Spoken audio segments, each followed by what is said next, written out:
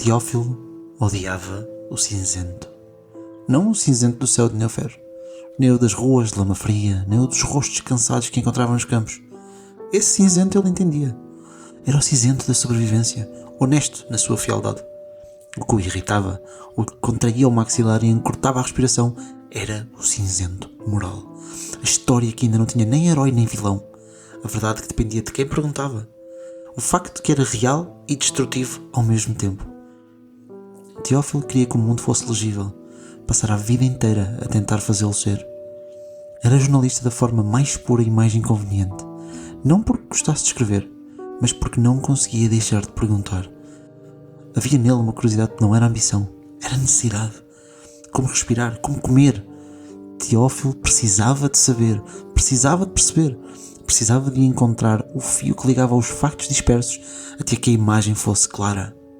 E quando ficava clara, sentia que devia ser partilhada, que esconder a verdade, por mais dolorosa que fosse, era uma traição ao único acordo que sempre considerou sagrado.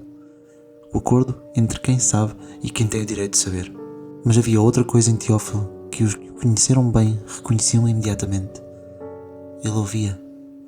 No meio do grupo, entre missões impossíveis e perigos que não caberiam em nenhum jornal de Neofer, Teófilo era o que ouvia, o que se sentava, o que perguntava como estás?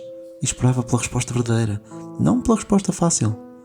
Parabenizava com genuidade, sem performance. Quando alguém fazia bem, ele dizia, com a franqueza de quem não sabe dar elogios a meias. Irritava-se com o mundo, sim, mas nunca com as pessoas que tentavam. Essa era a contradição que o definia. Um homem que acreditava na verdade absoluta e que, na prática, era absolutamente incapaz de ser cruel com os que estavam à sua volta. Mas no final, o cinzento ganhou. Não o de fora, o de dentro. Teófilo chegou a um momento em que a verdade que ia encontrar era demasiado pesada para ser partilhada, sem destruir algo irreparável. E ele, o homem que passara a vida a argumentar que o mundo merecia saber, que esconder era trair e que a clareza era o único acto verdadeiramente honesto, escolheu o silêncio. Não por covardia. Isso seria simples demais. E Teófilo nunca foi simples.